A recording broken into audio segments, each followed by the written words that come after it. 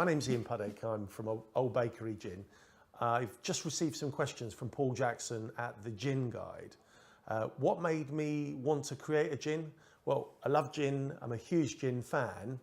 I run a completely separate business from an old bakery, and we found out that our bakery, when it was a bakery, made and sold illegal or illicit gin over 100 years ago.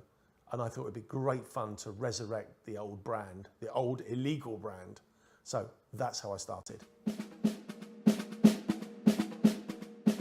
So how did I go from an idea to the finished product? Well, firstly, you have to try and create a business plan to see, will this work? Because having a great idea and making it work are two very different things. So I started off completely in the unknown, dealing with HMRC, customs, the local alcohol licensing department at the council, trading standards.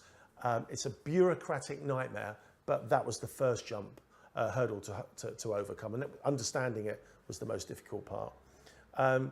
Tracking down the original family secret recipe was another hurdle. That's a book story just on its own.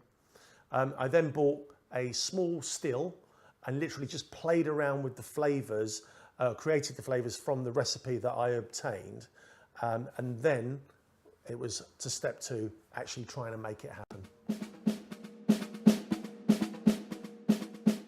So what's the distillery like, and what's the distillation process, and what are the botanicals in there? Well, at the moment, we are in the process of still obtaining a few additional licenses from HMRC.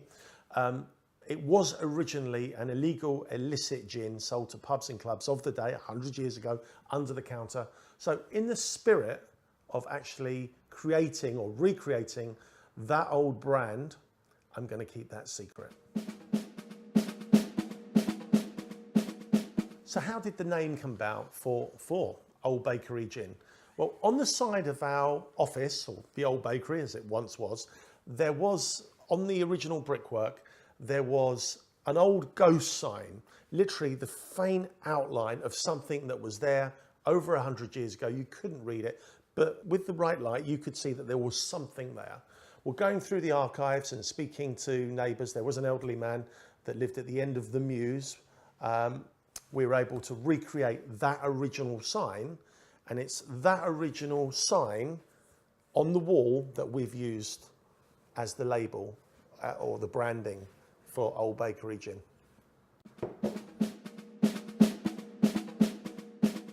So what's the journey been like since we've launched the product? Well, to be frank, we haven't actually officially launched the product.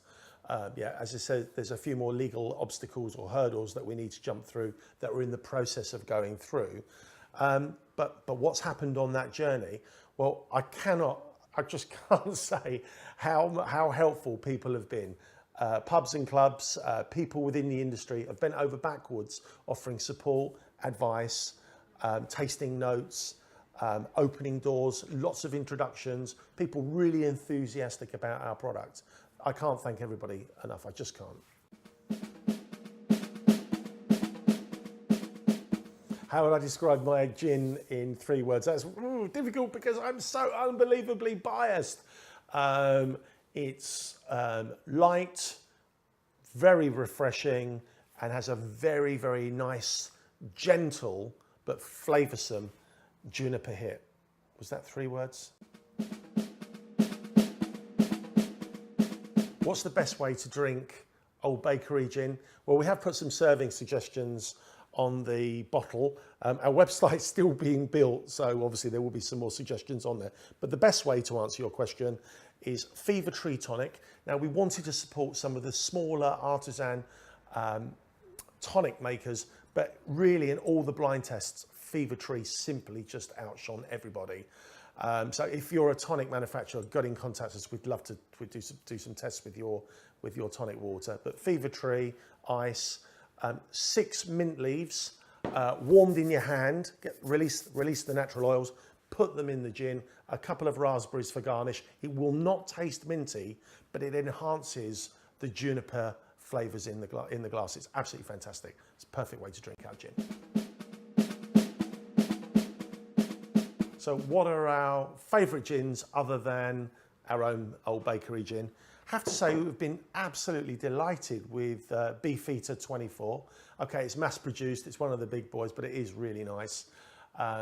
It's very, very inspired by the lads at Sipsmiths. Sam was very, very encouraging. What can I say? The industry's been very kind to us. So what's next? What are our next plans with Old Bakery gin?